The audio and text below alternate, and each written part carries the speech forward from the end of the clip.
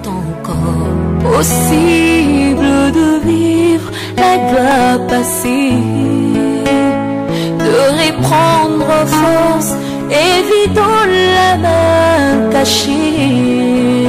C'est possible de voir fleurir l'amour cassé et voir les blessures de nos cœurs séchés. Si ton cœur...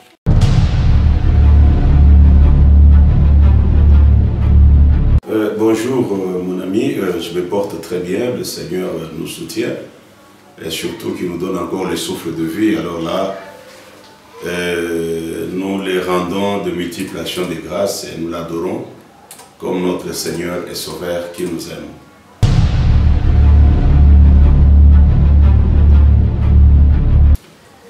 Ok, merci beaucoup. C'est une question importante. Nous rencontrons plusieurs personnes qui nous posent cette question, qui demandent ce qu'est devenu l'USJK, dont la signification est l'union des serviteurs de Jésus-Christ pour les acquis du 23 juin.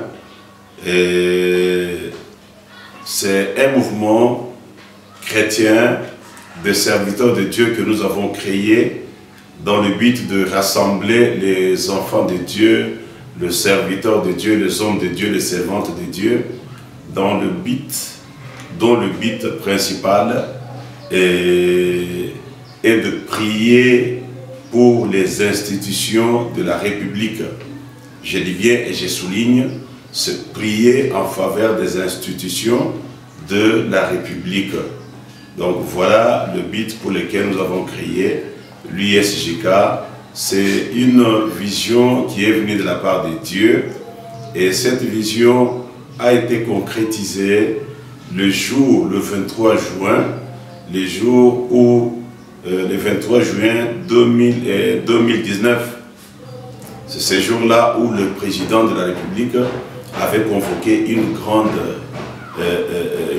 rencontre des enfants de Dieu, des serviteurs de Dieu, des servantes de Dieu au stade de Martyrs à Kinshasa pour prier en faveur de la République et surtout consacrer ce pays, la RDC, entre les mains de l'Éternel Dieu, geste que beaucoup de serviteurs, beaucoup d'enfants de Dieu n'ont pas compris.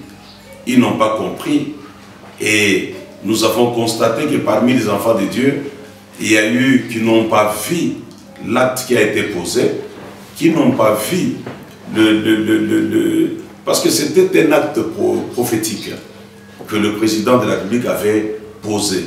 Un acte que tous attendaient pendant des années pour avoir un président de la République qui pouvait consacrer ce pays à l'Éternel Dieu. Vous savez, dans l'histoire, on raconte toujours comment, et nous l'avons vécu parce qu'on avait une dizaine d'années, et nous avons vu comment le maréchal Mobutu avait consacré ce pays aux autres dieux qui ne l'étaient pas en réalité. Et point n'a besoin de connaître ce qui s'était passé, c'est-à-dire la République démocratique du Congo a été sacrifiée aux démons, au diable.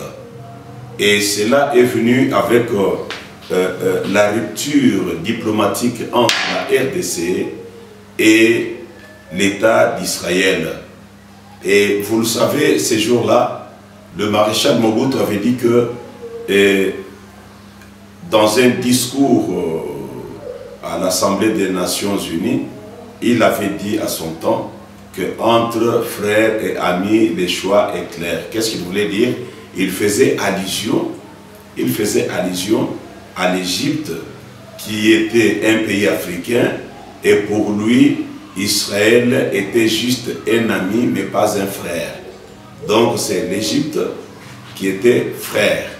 Alors vous comprenez que à partir de ces jours-là, et suivant les prophéties de la Bible, ce qui est dit dans la Bible, dans le livre de Genèse chapitre 12, quand vous lisez à partir du verset 1er, Dieu avait dit à Abraham, Abraham qui représente Israël prophétique. Dieu avait dit à Abraham que quiconque te bénit sera béni et quiconque te maudit sera maudit. Alors vous comprenez que cette prophétie qui venait de Dieu, que quiconque te bénit sera béni, or c'est d'Abraham qu'est sorti les 12 tribus d'Israël. Alors vous comprenez que Israël, ce n'est pas n'importe quoi. Israël, c'est un pays qui a été choisi par l'Éternel lui-même pour que l'évangile et la connaissance de Dieu devaient partir d'Israël. Donc Israël, c'est un pays, c'est une nation sainte, donc sur laquelle Dieu avait donné cette grande promesse. Alors quand le maréchal Mobutu a décidé de rompre avec Israël, et vous voyez c'est à partir de ces moments-là que le pays a été confié entre les mains du diable, et nous avons vu l'effondrement de la RDC, et nous avons vécu ce pays qui est tombé plus bas jusque là où nous sommes maintenant et présentement, où les politiciens se battent dans tous les sens, les politiciens se battent. Mais comme vous le savez, les politiciens se battent, mais ils n'ont pas le temps de regarder la parole de Dieu. Ils n'ont pas besoin, ils n'ont pas le temps de regarder les prophéties bibliques en ce qui concerne le monde et en ce qui concerne l'Israël et la République démocratique du Congo. Donc voilà, à partir de ce moment-là, Maréchal Mobutu a consacré le pays au diable. Maintenant, il fallait quelqu'un qui pouvait venir récupérer ce pays et le remettre entre les mains du Seigneur, entre les mains de l'Éternel Dieu, afin que ce Dieu soit donc le Dieu d'Israël, soit aussi le Dieu de la RDC. Donc voilà, ces jours-là, c'était le début de tout. Comme vous le savez, le président de la République, c'est un chrétien de l'église évangélique, un chrétien fervent et qui croit au Seigneur Jésus-Christ. Donc voilà comment ce jour-là, il a consacré le pays entre les mains de l'Éternel Dieu. C'est alors que nous, ici à Lubumbashi, pendant qu'à Kinshasa, il n'y avait aucun mouvement, à partir de cette date-là, on n'avait rien senti. Parce que moi, j'étais parti à Kinshasa, bien après ça, donc c'était au mois de juin, et au mois de septembre, moi j'étais à Kinshasa. Et à Kinshasa, je livrais quelques émissions sur la RTNC Kinshasa. Et j'ai été reçu par Monseigneur Mulumba Paix à son âme, qui m'avait reçu, qui avait compris la vision. Et quand il a compris la vision, il a appelé d'autres serviteurs de Dieu qui étaient dans la cour du président de la République. Il les a fait entendre. Malheureusement, nous n'avons pas des images. Mais, et même quand je suis en train de parler, ils savent ce qui s'était passé ce jour-là. Parce que Monseigneur Gérard Mulumba, d'heureuse mémoire, qui m'avait appelé dans son bureau, il m'a écouté. Il a écouté la vision que j'avais pour prolonger les acquis du 23 juin. Le 23 juin, c'est une date très importante, une date dont le pays a été consacré à l'Éternel, et il fallait maintenant un travail de continuité dans le milieu de chrétiens, dans le milieu des enfants de Dieu, à travers la République, dans toutes les provinces, pour que nous prenions ces jours-là comme les nôtres. Ça ne pouvait pas être seulement des jours qui concernaient le président de la République. Lui, il l'a lancé. Il a donné le go. Maintenant, il n'était que nous, il nous appartenait, nous, des hommes de Dieu, les chrétiens, les enfants de Dieu, à perpétuer cette action-là dans le temps, que même si un jour, le président de la République, Félix Tshisekedi, n'est pas au pouvoir, même tout celui qui viendra, cette date doit rester gravée dans la mémoire collective des Congolais, là où tout chrétien doit comprendre que cette date-là constituait un go que le chef de l'État, utilisé par Dieu, a lancé pour récupérer le pays et le remettre encore entre les mains de l'Éternel Dieu. Alors voilà pourquoi j'ai expliqué ça à Monseigneur Gérard Mulumba, qui a appelé, quand je parle là, il y a des hommes de Dieu qui comprennent ce que je suis en train de dire. Les hommes de Dieu qui sont dans la cour du président de la République, parce qu'ils ont été appelés. Ils ont été appelés devant Monseigneur Gérard pour écouter la vision que j'avais. Et Monseigneur Gérard a compris, il a dit que c'était une grande vision et qu'il fallait que ça continue. Il a dit à cet homme de Dieu, à ce pasteur-là dans la cour du président de la République, il lui a dit en tout cas, vous devez vous mettre ensemble avec l'homme de Dieu qui vient de Lubumbashi, travailler avec lui, faites ces mouvements-là. Mais dommage que le même serviteur de Dieu qui était dans cette cour, voyant que Monseigneur Gérard a compris que la vision que nous avions était grande et que le travail avait déjà commencé au Katanga, parce qu'en ce moment-là, moi j'avais déjà mobilisé beaucoup d'hommes de Dieu venaient à nos rencontres et ont prié, et sur les médias, la RTNC Lubumbashi, les émissions passaient à mes propres frais. Pendant presque une année, où chaque samedi, on se réunissait et avec d'autres hommes de Dieu de la ville de Lubumbashi, nous avons des images, vous allez le voir, on passait à la radio, à la télévision, pour expliquer les acquis du 23 juin, ce qui s'est passé ce jour-là et comment nous devons perpétuer ce qui s'est passé ce jour-là en tant qu'enfants de Dieu, pas dans la considération politique, mais dans la considération purement chrétienne et dans la considération purement spirituelle et pas la considération politique, tribale et autres. Non. Alors je vous dis, il y a eu l'engouement, il y a eu des hommes de Dieu, toutes les communes, nous avons installé les comités des hommes de Dieu dans toutes les communes. Et notre but était quoi? Le but de ces mouvements chrétiens, c'était juste dans Timothée, chapitre 1er, nous allons lire ça, c'est un verset qu'il faut lire, c'est ce qui a constitué les soubassements de l'USJK, l'Union des serviteurs de Jésus-Christ, pour les acquis du 23 juin. Donc le jour où le chef de l'État a consacré le pays entre les mains de l'Éternel. C'est l'apôtre Paul qui parle. Il dit, j'exhorte donc, avant toutes choses, à faire de prières, des supplications, des requêtes, des actions de grâce pour tous les hommes, pour les rois et pour tous ceux qui sont élevés en unité, afin que nous menions une vie paisible et tranquille, en toute piété et honnêteté. Cela est bon et agréable devant Dieu, notre Sauveur, qui veut que tous les hommes soient sauvés et parviennent à la connaissance de la vérité. Et vous comprenez, il est bien dit, cela est bon et agréable devant Dieu, notre Sauveur, qui veut que tous les hommes soient sauvés et parviennent à la connaissance de la vérité. Alors, vous comprenez que ça a constitué le soubassement de l'USJK. C'est la référence de base. Dans toutes nos rencontres, on priait pour les institutions. Alors, quand on dit que nous devons prier pour tous les hommes, prier pour le roi, prier pour les autorités, et ainsi de suite. Quand on parle d'un roi, le roi c'est dans le temps, mais aujourd'hui, quand on parle d'un roi, on veut tout simplement parler du président de la République. Quand je dis président de la République, ce n'est pas seulement Félix Tshisekedi, c'est-à-dire que tout président de la République qui vient, que Dieu peut choisir et met à la tête du pays. Donc, selon les Saintes Écritures, les vrais hommes de Dieu doivent prier pour le président de la République, prier pour le Premier ministre, prier pour le gouvernement, prier pour les cours et tribunaux, prier pour l'Assemblée nationale, prier pour le Sénat, les gouvernorats provinciaux, et prier pour les assemblées provinciales, prier pour le ministre, donc prier pour tout le monde, prier pour le militaire, pour la police, l'armée, ainsi de suite.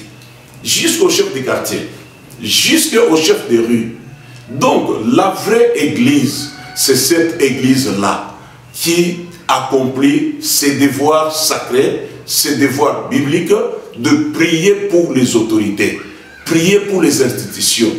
Ils peuvent être, même qu'ils soient de ta tribu ou pas, de ta province ou pas, mais tout celui que Dieu élève en unité, la parole de Dieu recommande aux vrais serviteurs de Dieu, aux vraies églises, de prier pour ces gens-là. On dit cela est bon et agréable à Dieu, qui veut que tous les hommes soient sauvés et qu'ils parviennent à la connaissance de la vérité. Et autre chose, on dit bien, en priant pour les institutions, en priant pour toutes ces autorités là-bas, on dit c'est pour que nous menions une vie paisible. Pour que nous menions une vie paisible. C'est bien clair. Alors voilà pourquoi l'USJK a été créé.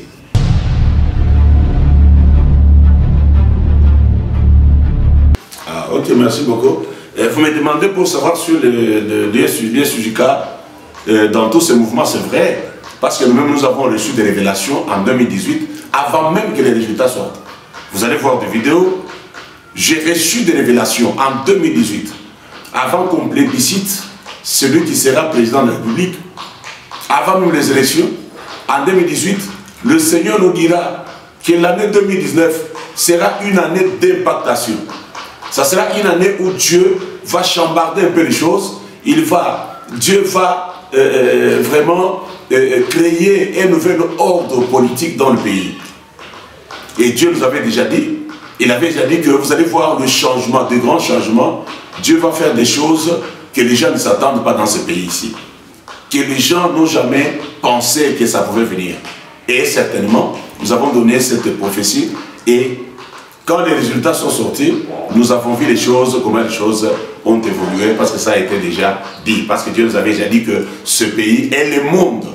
À un certain moment, ça sera dirigé par des hommes qui connaissent le Seigneur Jésus-Christ, les gens qui craignent le Seigneur Jésus-Christ et qui marchent avec le Seigneur Jésus-Christ.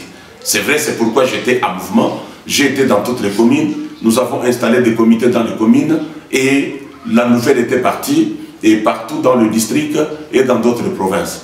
Ouais. Alors, ce n'était pas dans les buts politiques. L'USJK, notre but n'est pas politique, mais c'est un but beaucoup plus spirituel. Vous savez, il y a à un certain moment une religion, une église qui semble être chrétienne, a confié la RDC à une mère dont on ne connaît pas. Alors, à partir de là, c'était aussi un autre problème, c'était encore un autre combat pour la République. Alors, nous, notre but n'est pas politique, mais notre but, le but de l'USJK, c'est donc le réveil spirituel des enfants de Dieu à comprendre que le pays ne marche que sur deux choses, deux piliers. Il y a le pilier politique avec les politiciens, mais il y a le pilier spirituel parce que tout est conduit par le spirituel. Tout marche avec le spirituel. Lorsqu'on néglige le spirituel, et vous allez voir que quels que soient les efforts que les politiciens peuvent faire, les politiciens ne réussiront jamais à sortir le pays du gouffre où il se trouve. Donc voilà, le but de l'USJK est spirituel que politique.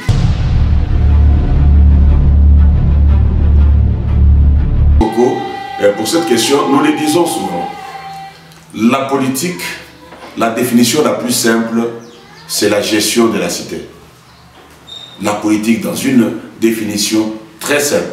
Je sais qu'en sciences politiques et administratives, il y a bien d'autres définitions de la politique, mais ici je prends une définition qui est simple, une définition qui peut être compréhensible à l'entendement de commun mortels. Donc la politique, nous comprenons la politique comme étant la gestion de la cité. Maintenant, cette gestion de la cité, les politiques doivent être encadrés spirituellement. Lorsque les politiciens ne sont pas encadrés spirituellement, c'est ainsi que vous voyez aujourd'hui les combats qu'il y a. C'est vrai, nous savons bien qu'en politique, il y a toujours le combat de lève-toi que je me mette. Donc chacun, ceux qui sont à l'opposition, ils combattent ceux qui sont au pouvoir pour qu'ils cèdent place, qu'ils le remplacent.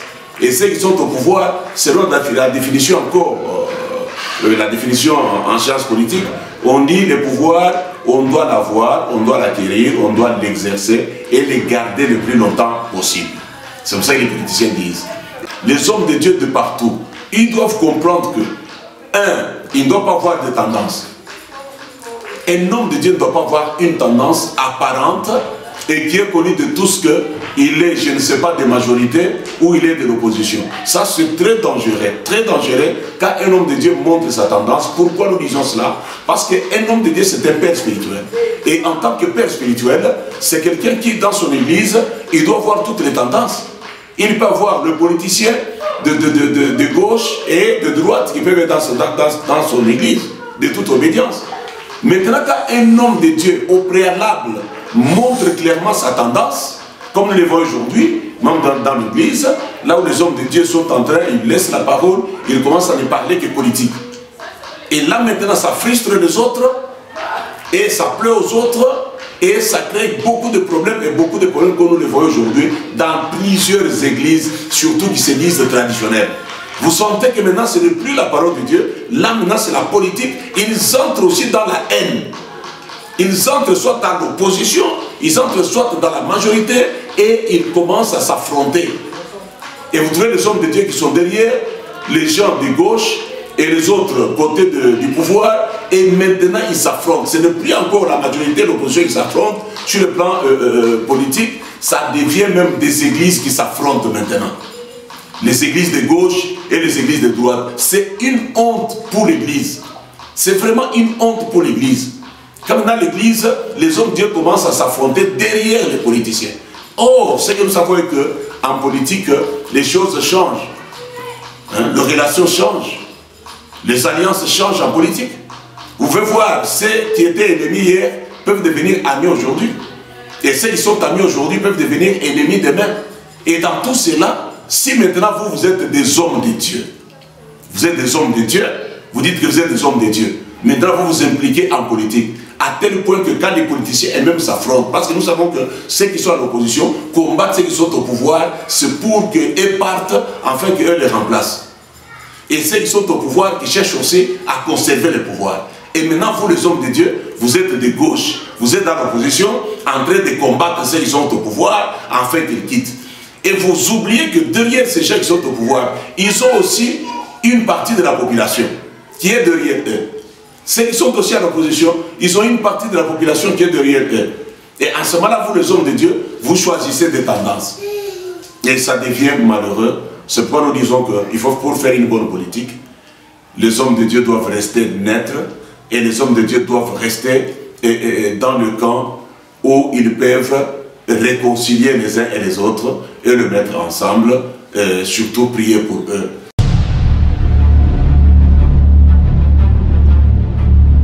Et j'ai compris, je le dis au début, il y a eu les combats commencés d'abord à Kinshasa.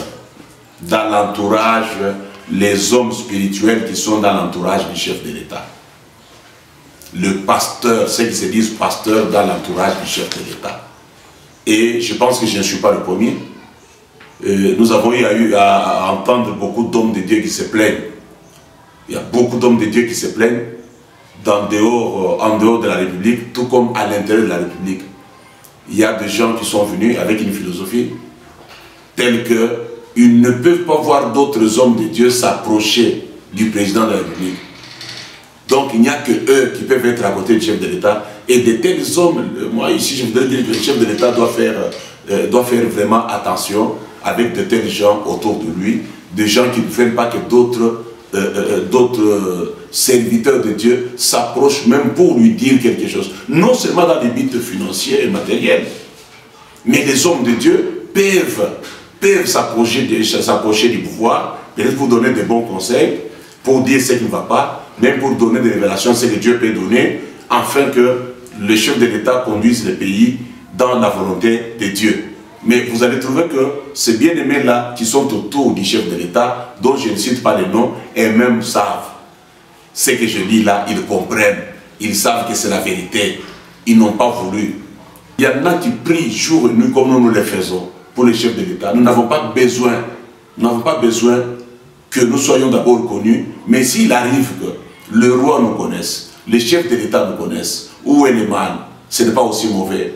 Mais le travail que nous faisons, c'est les acquis du 23 juin, pour réveiller la conscience collective, que les gens comprennent cette date-là, elle est très importante, et qu'est-ce que nous devons faire pour protéger ces acquis de cette date-là.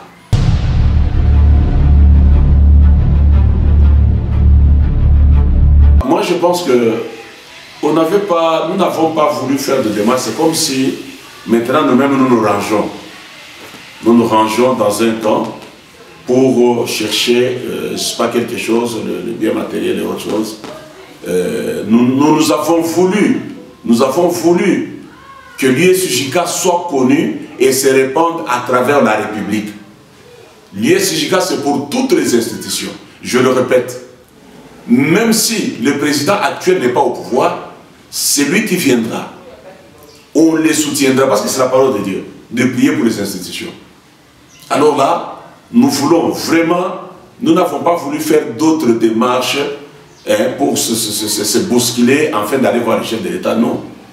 Mais nous pensons que ce qui est mieux, c'est de prier pour le pays. C'est de prier. C'est de faire en sorte que tous les Congolais chrétiens parviennent à comprendre la vision de l'USJK, les acquis du 23 juin, le travail qui a été fait par le chef de l'État. Ce travail, nous le prenons dans le cadre purement spirituel. C'est un travail qui ne doit pas être jeté dans l'oubliette, mais ça doit constituer un travail, un grand mouvement à travers le pays où les chrétiens doivent comprendre qu'ils ont la chance aussi d'avoir un président chrétien. Vous savez, nous les chrétiens, il y a un problème. Le chrétien cherche une chose de son contraire. C'est ce que j'ai compris. Les chrétiens ont toujours cherché à avoir un président, les autorités qui sont chrétiennes, qui connaissent la parole de Dieu, mais au même moment, les mêmes chrétiens, lorsqu'il y a un président comme nous l'avons présentement, je ne dis pas que d'autres n'étaient pas chrétiens, d'autres étaient aussi chrétiens, mais chacun a joué son rôle. Vous savez, le chef de l'État, Joseph Kabila, a joué son rôle. Il était chrétien. Il a joué son rôle. Son rôle, c'était quoi? Aujourd'hui, qu'on ne vous trompe pas, les églises de réveil, s'ils ont des documents aujourd'hui, sont reconnues. Si les églises de réveil sont reconnues aujourd'hui comme étant une confession, c'est grâce à Joseph Kabila. Ça, il ne faut pas l'oublier. Et c'était aussi sa part. Et le président Félix Tshisekedi, quand il arrive, sa part aussi, c'est de consacrer le pays entre les mains du Seigneur.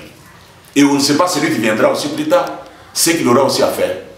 Alors voilà ici, mais les chrétiens ne voient pas cela. Et j'ai compris à un certain moment que dans ces pays, le plus grand géant, je l'ai dit dans l'une des émissions précédentes, l'un des géants le plus dangereux qui détruit ces pays, que si ce géant n'est pas tué, ce géant n'est pas exterminé, ce pays va commencer à tourner en rond. Ce géant, c'est qui? C'est le tribalisme. Le tribalisme est entré dans le milieu chrétien, dans le milieu des hommes de Dieu. Je vous dis sincèrement, si vous observez, vous allez voir. Vous comprenez que le tribalisme est ancré dans tout le milieu, même si on fait semblant, vous allez comprendre. Voilà tout ce que nous sommes en train de vivre maintenant. Vous allez voir que les fonds de tout, c'est le tribalisme. C'est les appartenances provinciales. C'est les appartenances provinciales.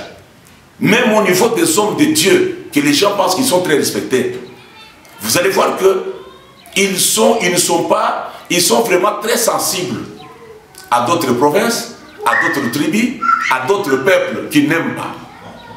Mais pourtant, nous devons travailler pour que tout celui qui est chrétien, qui est né de nouveau, qui est à un poste de responsabilité, il peut être directeur d'entreprise, il peut être dans l'armée, il peut être ministre, il peut être, je ne sais pas, premier ministre, il peut être, je ne sais pas qui. Dès lors que nous savons qu'il est chrétien, qu'il est un enfant de Dieu, nous devons tous le soutenir sans regarder son appartenance provinciale ou son appartenance tribale. Donc c'est la chose qui tue le Congo. C'est la chose qui tue. Dieu avait mis un prophète pour diriger Israël. Mais à un certain moment, les enfants de Dieu eux-mêmes se sont soulevés. Ils ont dit non, écoutez, nous en avons marre de Samuel. Nous voulons aussi avoir un roi comme tous les pays, comme toutes les nations. Les nations en question, c'était des nations païennes, auxquelles il faisait allusion. C'était des nations païennes. Jusqu'à ce que Dieu a dit à Samuel, Samuel, écoute ce que les gens disent. Mais il faut leur expliquer les conséquences de ce qui va arriver. Parce qu'ils refusent mon choix, moi Dieu, et ils veulent se choisir des personnes. Moi j'ai voulu que ce soit toi Samuel, prophète qui dirige Israël, mais les gens ont réclamé. Je crois que c'est dans 1 Samuel chapitre 8. Ils ont réclamé. Non, nous voulons un roi comme toutes les nations. C'est ce roi-là qui doit nous diriger. Voilà, la même histoire se répète aujourd'hui. Dieu leur a dit, vous allez voir les conséquences. Cet homme-là, il va vous opprimer, il va vous faire ceci, il va vous faire cela. Et les gens ont dit, on s'en fout. C'est le même cas avec Jésus-Christ et Barabbas. Vous allez voir que les gens ont dit non, tuez Jésus et laissez Barabbas. Les gens ont dit ça. Tuez Jésus et laissez Barabbas. Et on leur a expliqué, ils ont dit non, que son sang retombe sur nous. Voilà que les chrétiens qui doivent orienter le peuple, mais les chrétiens eux-mêmes sont tribalistes. Ils sont tribales, ils sont provinciaux, ils sont limités dans leur province. Ils ne voient pas le Congo dans son entièreté. Ils ne voient pas la diversité. Dieu nous a fait grâce d'avoir un beau pays qui a des diversités culturelles. Mais ce n'est pas tout le monde qui doit devenir président de la République. Il n'y aura qu'une seule personne qui doit passer président de la République. Ce n'est pas toutes les 450 ethnies qui vont avoir au même moment la présidence de la République. Dieu choisira une personne. Il y a un discours de gens qui disent aujourd'hui, oh non, écoutez, oh non, oh il a triché. Qu'on ne vous trompe pas, peuple de Dieu. Qu'on ne vous trompe pas. La Bible dit, qui dira qu'une chose arrive si l'Éternel ne l'a pas approuvé? Qui dira qu'une chose arrive? Et Dieu dit, j'agirai et qui s'y opposera? Lorsque Dieu a choisi une personne, personne ne peut l'écarter. Même aux élections, on ne peut pas l'écarter. Personne ne peut tricher. Parce que quand on triche au pouvoir, cela veut dire que Dieu n'existe pas. Si Dieu existe, il ne permettra jamais la triche. Mais ce que les gens doivent comprendre, lorsque Dieu a déjà choisi une personne pour l'établir à la tête de son peuple, les moyens pour que cet homme-là accède au pouvoir, là, il n'y a que Dieu qui les connaît. Il n'y a que Dieu. Ça, je voudrais que tout le monde me comprenne. Lorsque Dieu choisit un homme, lorsque Dieu lui-même choisit que toi, tu deviendras président de la République, tu deviendras premier ministre, tu deviendras ministre. Maintenant, les voies et les moyens que Dieu peut emprunter, il n'y a que Dieu seul qui le sait. Dieu peut écarter une personne et établir celui qui est dans sa volonté, celui que lui-même avait déjà choisi pour le mettre là-bas. Seul Dieu peut le faire. Donc vous devez comprendre que inutile de combattre quelqu'un qui est arrivé au pouvoir. Quand quelqu'un est arrivé au pouvoir, sachez que c'est la volonté de Dieu. Si Dieu ne veut pas, il n'y a aucune personne qui peut tricher si Dieu ne veut pas que cette personne accède au pouvoir. Je regarde plusieurs cassettes, je regarde plusieurs vidéos où je vis les présidents actuels. Je vois les présidents actuels avec des hommes de Dieu à travers le monde qui ont prophétisé avant même 2018. Qui ont prophétisé en disant qu'il sera président de la République. Et vous pensez que Dieu peut se tromper? Dieu ne peut pas se tromper. Dieu ne peut pas se tromper. Il faut que les chrétiens comprennent et sortent de ce sang-là. Le sang tribal, le sang provincialiste. Ce sang-là, c'est ce qui détruit tout. Ça tue l'amour dans le pays. Ça tue la communion. Ça tue. Mais il faut que les gens comprennent que la politique, c'est un autre monde. La politique, c'est un monde où les amis d'hier peuvent devenir les ennemis demain et les ennemis peuvent devenir des amis. Maintenant, si vous êtes entraîné derrière les gens et par rapport à votre tribu, à votre province, parce qu'il est de votre province, mais demain et le lendemain, ça peut changer. Ça peut changer. Donc, c'est pour vous dire que personne ne peut s'établir président ou s'établir premier ministre, s'établir, avoir un poste de responsabilité si Dieu ne l'a pas mis là-bas. C'est impossible.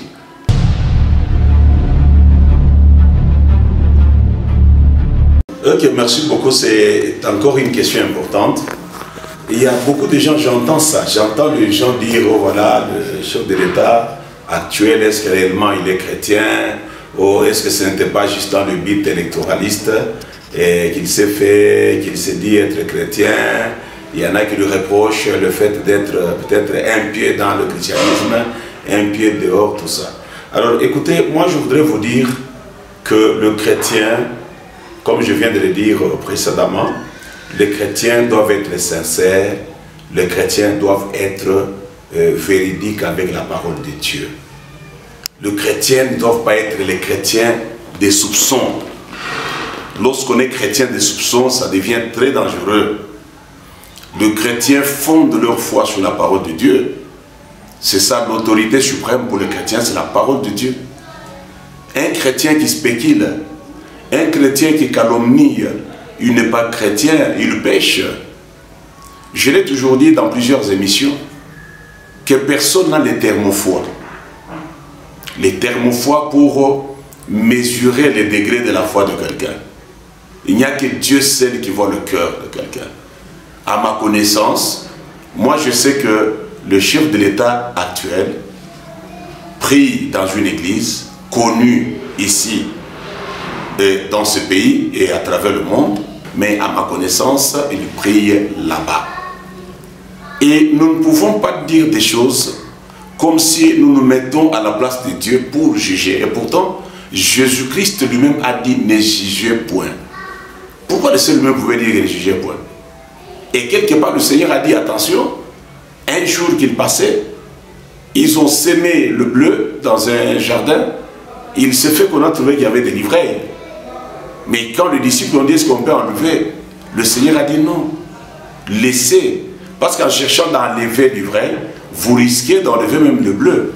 Alors laissez seulement, à la fin des temps, Dieu lui-même enverra des anges qui sauront faire la part des choses entre l'ivraie et le bleu. Mais je m'étonne qu'aujourd'hui, les chrétiens, je vous dis que le centre de tout dans ce pays, c'est la haine tribale. C'est la haine tribale. C'est pourquoi moi j'ai toujours dit, pour que ce pays change, pour que ce pays soit sur le rail, nous devons d'abord bannir la haine tribale. Et pour bannir la haine tribale, il n'y a que 3-4 groupes de personnes qui entretiennent la haine tribale dans ce pays, même à travers le monde. Ces 4 groupes de gens, nous avons premièrement des hommes de Dieu, des pasteurs, des prêtres et les autres. Nous devons enseigner l'amour.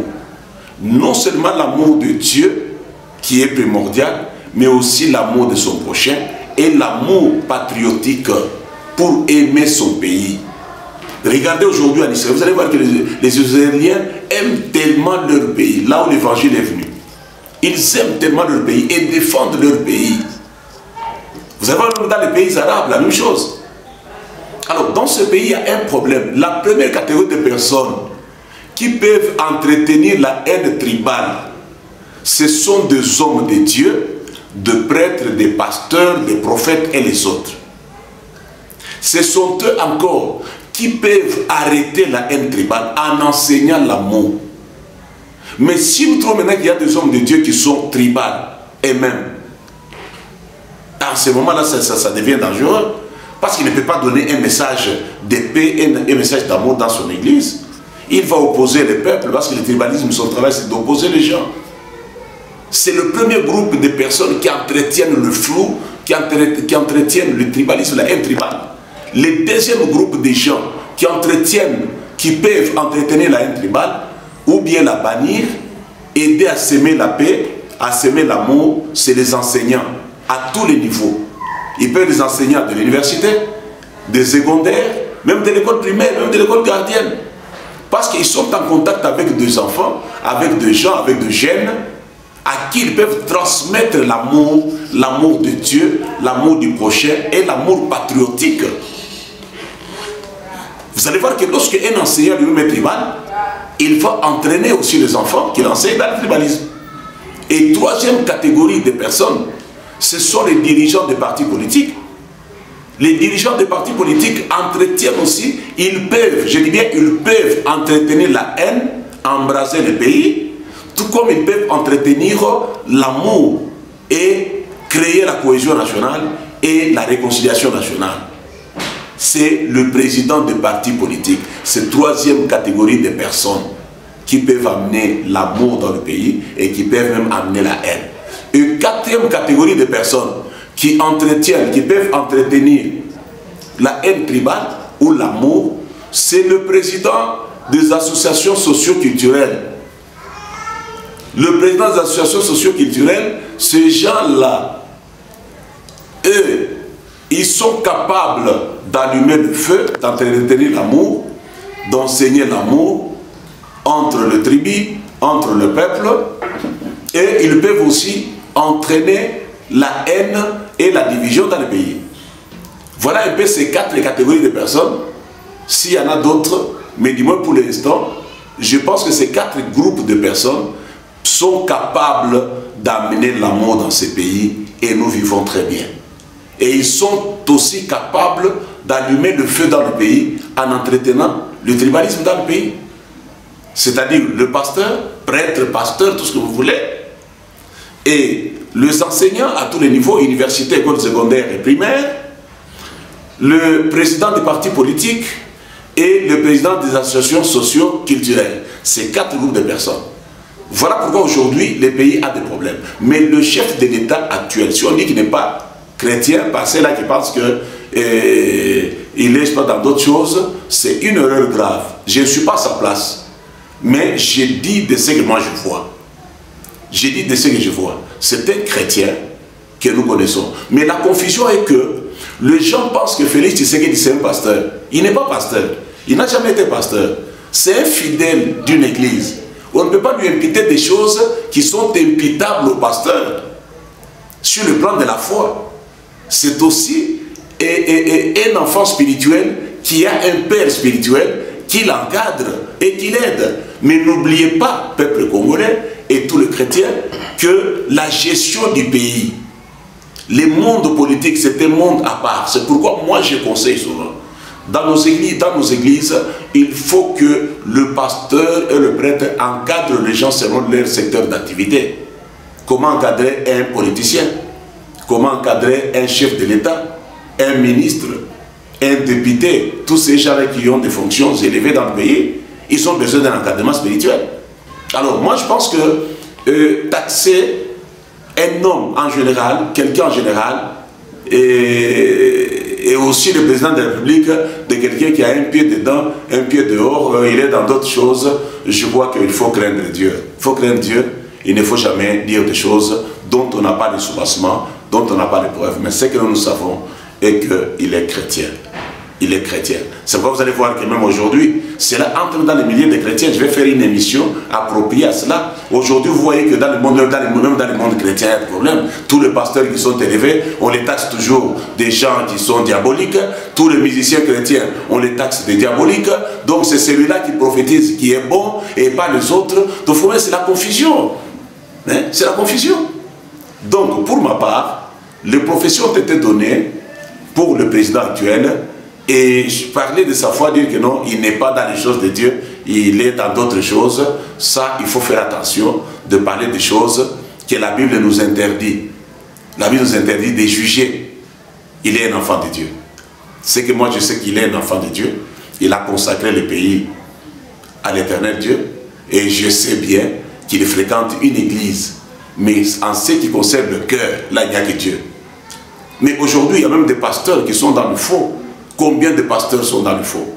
Combien d'hommes de Dieu sont dans le fétichisme, dans l'occultisme? Ils sont dans beaucoup de choses.